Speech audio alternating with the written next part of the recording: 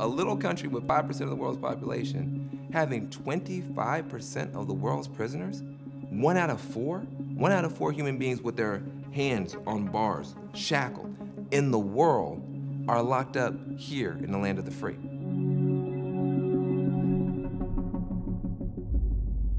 The 13th Amendment says no involuntary servitude except for those who have been duly convicted of a crime. So once you've been convicted of a crime, you are in essence a slave of the state. Originally, I was going to be focused solely on private prisons, this whole idea that there are companies that are making money and profiting off of the backs of people who are being punished. Started researching that and found that there's so much more to talk about. If you're really going to understand this current moment of mass criminalization, how the United States criminalizes more people than any other country in the world, incarcerates more people than any country in the world, you've got to understand the history and the historical context. And so we pulled back, and 13th is an overview of 100 years of criminalization and an interrogation of our criminal justice system in the United States. The demise of slavery at the end of the Civil War left the Southern economy in tatters. And so this presented a big question. There are 4 million people who were formerly property, and they were formerly kind of the integral part of the economic production system in the South. And now those people are free. And so what do you do with these people? How do you rebuild your economy?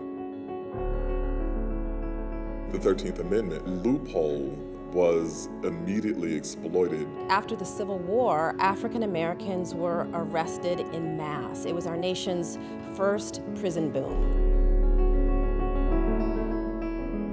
You were basically a slave again. The 13th Amendment says that, hey, except for criminals, everybody else is free. Well, now if you're criminalized, that doesn't apply to you.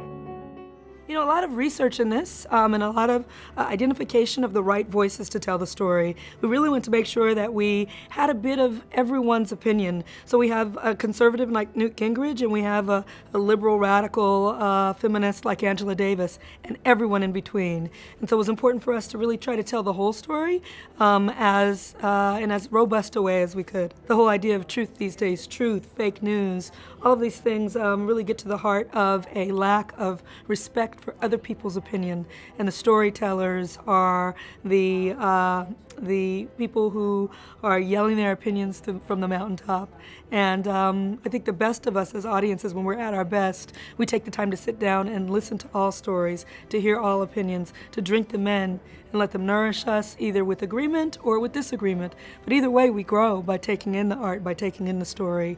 When you stop the story and say, that's fake, that doesn't sound like it appeals to me, you cut yourself off from what a story does and what storytellers are here to do.